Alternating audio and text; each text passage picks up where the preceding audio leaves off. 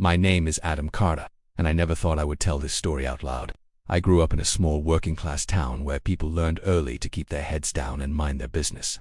I worked odd jobs, helped my family, and believed that if you stayed careful, bad things would pass you by. I was wrong. What happened to my family a few years ago taught me something I still struggle to accept. The real world can be more violent than any horror movie, and sometimes even when the police catch the bad guy, the truth stays hidden. This story is not about ghosts or demons. It is about a man, my sister, and blood that did not belong to her. Some people think horror is about shadows or strange noises at night, but the real horror is when everything looks normal until it suddenly is not. This story still wakes me up. Some nights, I replay it in my head, every detail sharp and clear. I remember the sounds, the lights, and the feeling in my chest when I realized my life had changed forever. If I could go back, I would stop her from ever working there. But life does not work that way. My younger sister, who I will call Mari, was only 19 years old at the time. She was small, thin, and light, maybe 95 pounds at most. People often thought she was weak because of her size, but they did not know her. Mari was tough in a quiet way. She did not complain much, and when she decided something, nothing could change her mind. She needed money for college tuition and books, and she did not want to ask our parents for help. When she found a job working the graveyard shift at a gas station a few miles from our house, everyone in the family argued with her. We begged her not to take it. A gas station at night is not safe, especially for a young woman working alone. But she told us she could handle it and that she did not have a choice, because she did not own a car. It became my responsibility to pick her up every morning when her shift ended at 5 o'clock. I did not mind at first. I told myself it was only temporary. Every morning followed the same pattern. I would wake up early, grab a cup of coffee, and drive down the quiet road while the sky was still dark. The gas station was usually calm. Sometimes a truck driver would be getting coffee, or an early worker would be filling up their cup. I would see Mari through the window, tired but smiling, and we would go home. Nothing ever felt dangerous. That is how danger works. It hides until it is too late. One Tuesday morning, everything changed. I woke up feeling tired like usual and went through my routine without thinking much about it. I remember the sound of my coffee maker and the smell filling the kitchen. The radio played softly as I drove and my mind was half asleep. As I turned onto the main road that led to the gas station, I noticed flashing lights in the distance. At first I thought it was an accident or a traffic stop. Then I got closer and my heart dropped. The entire gas station parking lot was lit up with red and blue lights. Police cars were parked at strange angles, blocking off the area. Yellow crime scene tape stretched across the pumps. It did not make sense. This was a place I came to every morning. This was where my sister worked. Before I could fully understand what I was seeing, an ambulance pulled out of the lot with its sirens screaming and sped past me toward the highway. I did not park properly. I stopped my car in the street and ran toward the tape. A police officer stepped in front of me, his hand resting on his belt. He told me I could not be there and that it was a crime scene. I shouted that my sister worked there and asked if she was in the ambulance. His face changed immediately. He asked for my name and my sister's name. When I told him, his shoulders dropped slightly, and he sighed. He told me she was alive but badly beaten and that she was being taken to County General Hospital. He told me I should go there right away. I do not remember much about the drive to the hospital. I know I was speeding, and I know my hands were shaking so badly that I could barely keep control of the steering wheel. My thoughts were racing faster than my car. I kept thinking about robberies I had seen on the news and how people said these things could happen anywhere. I kept thinking that I should have forced her to quit. By the time I reached the hospital, my chest hurt and I felt sick. Inside the emergency room, everything smelled like cleaning chemicals and sounded too loud. A nurse led me to a small curtained area. When I stepped inside, I saw Mari sitting up in the hospital bed. She had pulled the blanket up to her nose so that only her eyes and forehead were visible. When she saw me, she told me not to freak out and said she was okay. Her voice sounded thick and strange. I rushed to her side and asked what happened. She warned me again not to freak out before slowly lowering the blanket. When she did, I felt like I might throw up. Both of her eyes were swollen shut, dark purple and black. Her nose was broken and twisted, packed with gauze. Her lip was split open and held together with stitches. It took everything I had not to scream or punch the wall. Seeing her like that broke something inside me. The doctor came in and calmly listed her injuries: 2 black eyes, a broken nose, a fractured elbow, and cuts inside her mouth. He said she was lucky to be alive. What shocked me the most was how Mari acted. She was angry, not scared. She complained about the pain but talked like she had lost a fight, not almost her life. She told me the man did not even surprise her and that she was furious the whole time. Later, after the police took her statement, they explained what happened using the security footage. I eventually saw the video during the court process, and it is something I wish I could erase from my mind. The video starts quietly. The store is empty, and Mari is inside the walk-in freezer, stocking drinks. The lights hum softly, and nothing seems wrong. Then she opens the freezer door to step out and greet a customer who had just walked in. She did not know he was already waiting for her the moment she stepped out. The man attacked her. He hit her in the face so hard that she flew backward into the freezer and crashed onto the metal floor. The sound of her body hitting the ground still echoes in my head. The man was tall and thin, wearing a dirty gray hoodie. He did not hesitate. He did not say a word. He stood over her and began punching and stomping her while she was down. What still haunts me is how hard she fought back. You can see her kicking and scratching, trying to protect her face, refusing to give up. She was so small compared to him, but she did not stop fighting. Eventually, he dragged her to the register and forced it open. He grabbed the cash inside, which was less than $100, and ran out the door. The cruel irony of it all is something Mari later found darkly funny. Just 15 minutes before the attack, she had removed the larger bills from the register and placed over $1,000 into a manila envelope under the counter. The robber never looked there. He beat a young woman nearly to death for a small amount of money, while the real cash sat right next to him. The police caught the man about 20 minutes later. He was running through a nearby neighborhood on foot. He matched the description, had the stolen money in his pocket, and his knuckles were bruised. It seemed like an open and shut case. But there was something else that stood out immediately. The man was covered in blood. His shirt, hands, and pants were soaked in it. The police assumed it was Mari's blood. Her injuries had caused heavy bleeding, so it made sense. They arrested him and took his clothes into evidence. The case moved forward quickly, and the district attorney prepared for trial. A few weeks later, the detective handing the case called us. His voice sounded unsure, almost disturbed. He told us that the lab results had come back and that there was a problem. The blood found on the man's clothes did not belong to my sister. I remember asking if it was the attacker's own blood. The detective said no. They tested it against his DNA as well, and it was not his blood either. That moment still sends chills through me. The man had walked into that gas station, already covered in fresh blood that belonged to someone else. My sister's blood was found on his knuckles, but the large amount soaking his clothes belonged to an unknown person, an unknown male. The police questioned him again and again. They tried to connect him to another crime. They searched reports of assaults, stabbings, and missing persons from that night and the surrounding days. They found nothing. No match, no report, no body, no answers. The blood belonged to someone, but that someone was never found. The man was eventually sentenced to prison for assault and robbery. He never confessed to anything else. He never explained the blood. The case closed, but the questions never did. Every time I think about that night, I do not just think about my sister fighting for her life in that freezer. I think about what happened before. I think about the fact that minutes before he attacked her, he had been somewhere else, doing something violent enough to leave him covered in blood. And whoever that person was, they disappeared without a trace. The real world does not need monsters or ghosts. Sometimes the worst horror wears a human face and leaves behind questions that will never be answered. That is the part that stays with me the most. The end. My name is Ryan Holloway, and I grew up in a quiet suburban town where nothing ever seemed to happen after midnight. I spent most of my teenage years indoors, playing video games, watching movies, and believing that danger only existed in news, stories, or faraway places. I am in my 30s now, but what happened one night years ago still follows me every time I sit alone in a car with the engine running.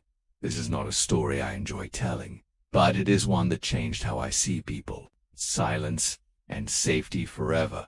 A few years ago, when I was still living with my parents, I considered myself a night owl. Sleeping early felt impossible. Most nights, I stayed awake until the sun started to rise. My room lit by a computer screen and the sound of games or movies playing in the background. Night felt peaceful to me back then. It felt calm, private, and safe. I thought the world slowed down after midnight. I did not understand that it also became more unpredictable. That night was a Tuesday, or maybe Wednesday morning, somewhere around 2:30 in the morning. I remember the time clearly because my phone buzzed with a low battery warning not long after. I suddenly felt a strong craving for junk food. Not the kind you cook, not something healthy, but greasy, salty food that you regret later. I went to the kitchen and opened the fridge, but there was nothing ready to eat. Just vegetables, leftovers, and things that required effort. I was not in the mood to cook. I was tired but restless, hungry but lazy. There was a 24-hour gas station, about 3 miles from our house, right off a quiet highway road. I had gone there plenty of times before at night and never had a problem. The weather that night was perfect. It was late spring, warm but not sticky, and the air felt clean. A cool breeze came through my open car window as I drove, and for a moment, everything felt calm and almost peaceful. When I pulled into the gas station, the place was completely empty. No cars at the pumps, no headlights on the road, no movement anywhere. That was not strange for that time of night. The only light came from the buzzing fluorescent canopy above the pumps and the bright store sign glowing in the dark. I parked directly in front of the store, stepped out, and walked inside without a second thought. Inside, the store smelled like old coffee and cleaning spray.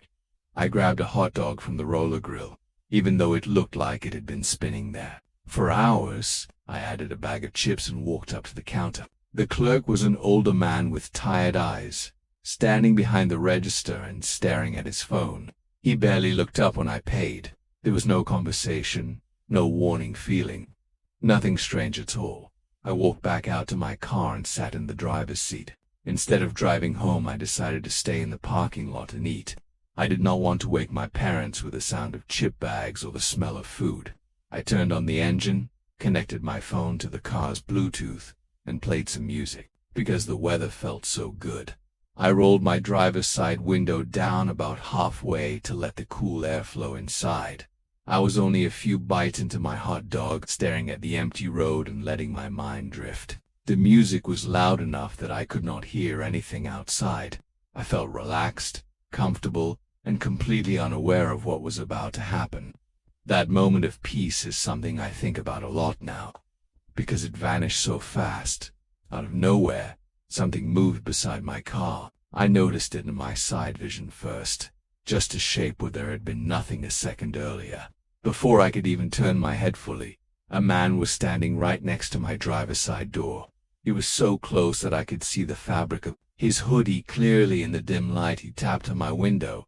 I jumped so hard that I almost dropped my food all over myself. My heart slammed against my chest, and my first instinct, thank God, was to hit the lock button on the door. I heard the loud click as all 4 doors locked at once. The man did not step back. He stayed right there, staring at me through the glass. He did not look homeless, but he did not look clean either. His clothes were dark and worn, and his hoodie was pulled up even though it was not cold. His face looked empty, not angry, not nervous, just blank. That scared me more than anything else could have. I slowly lowered the window just an inch more, enough to hear him but not enough for him to reach inside. I asked him what he wanted, trying to sound calm, but my voice shook. He looked straight into my eyes and spoke in a flat, quiet voice. He told me to get out of the car. He said he was taking it.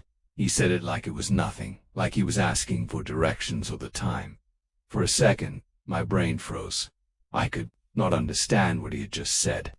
Then he tapped on the window again, and this time I saw what he was holding, a knife. He tapped the tip of the blade against the glass slowly, making a soft, clicking sound.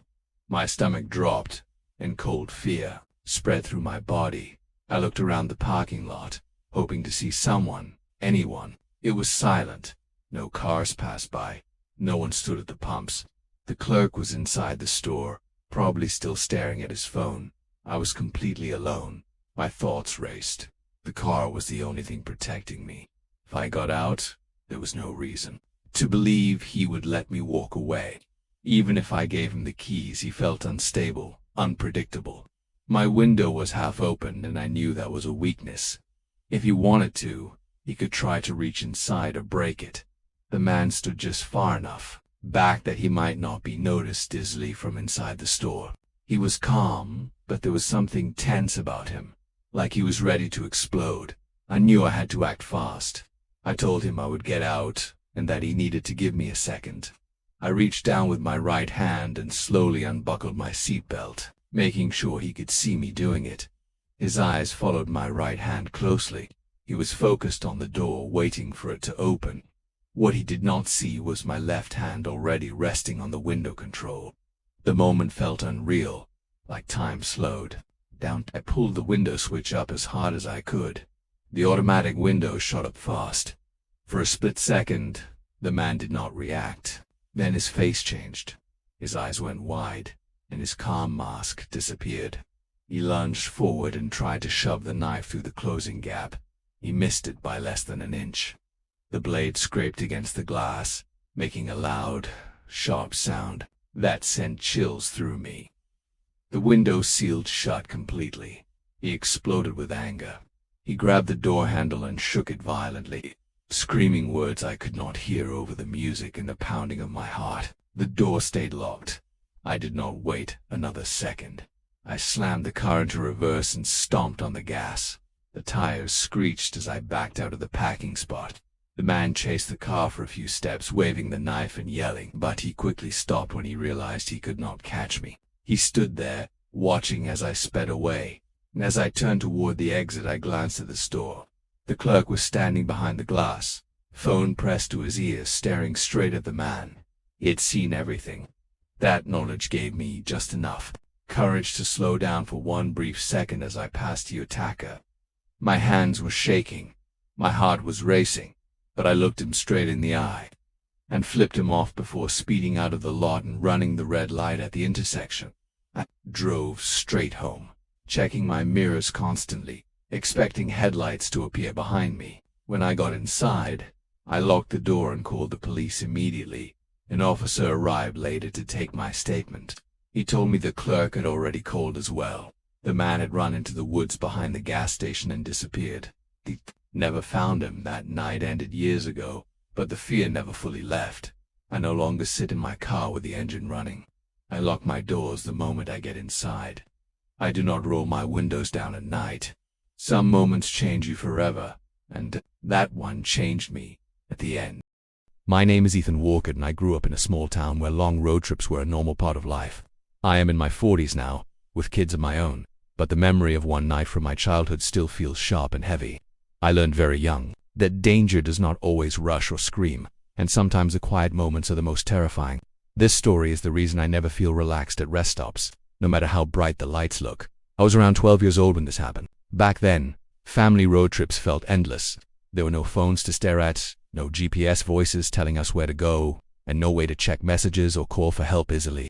We had paper maps folded and refolded so many times they barely stayed together. My family was driving from our home in Ohio down toward North Carolina to visit relatives. It was a long drive, and my parents wanted to get most of it done overnight so traffic would be lighter. It was late, just after midnight, and the car felt heavy with tired silence. The highway stretched out in front of us like a dark tunnel with only our headlights cutting through it. The radio played softly, and my dad focused on the road while my mom stared out the window. I was in the back seat, half awake, watching the white lines pass by. After hours of driving, even breathing felt slow. That was when my mom finally broke the silence and said she really needed to use the bathroom. My dad nodded and said he would pull over at the next place we saw. A few minutes later, a sign appeared for a rest stop with a small gas station attached. It was one of those old places right off the interstate, surrounded by thick trees on all sides. Even from the road, it looked lonely. As we pulled in, I noticed how dim it was. The fluorescent lights under the gas station canopy flickered, making everything look sick and yellow. The building itself was low and wide, with dark windows that reflected our headlights. There were a couple of large trucks parked far off in the back, their drivers probably asleep inside. Other than that, the place was empty. My dad parked right in front of the main entrance so my mom would not have to walk far. He told her he would pump gas while we stopped. My mom got out of the car and headed toward the doors. I suddenly decided I wanted a drink or maybe a candy bar, so I unbuckled my seatbelt and followed her a few seconds later. My dad drove off toward the pumps, which were set a little to the side of the building. The moment I stepped inside the building, something felt wrong. The air felt thick and quiet, the kind of quiet that presses against your ears. To the left was a small store area with shelves and a counter, but I did not see a clerk right away. To the right was a hallway leading to the restrooms. The lights inside buzzed softly. I had taken only a few steps toward the store area when I froze. Coming out of the hallway was a man. He was huge, taller than my dad by a lot, with wide shoulders and thick arms. He wore dirty work clothes that looked worn and stained. But none of that is what stopped my heart. He was carrying my mother over his shoulder. He held her like she weighed nothing, like she was just an object. My mom was a small woman, barely over 5 feet tall, and seeing her hanging there, upside down and helpless, felt unreal. The worst part was the silence. She was not screaming. She was not kicking. Her body was limp. Her face was turned toward me. Her eyes were wide open and locked onto mine. That look is something I will never forget. It was pure shock mixed with fear so deep it felt frozen. She looked like she could not even breathe. The man walked calmly, not rushing, heading toward a side exit that led into darkness away from the gas pumps where my dad was for a second. My mind could not understand what I was seeing. It felt like my brain refused to believe it was real. Then fear exploded inside me. I screamed my dad's name as loud as I could. My voice cracked, but I screamed again and again.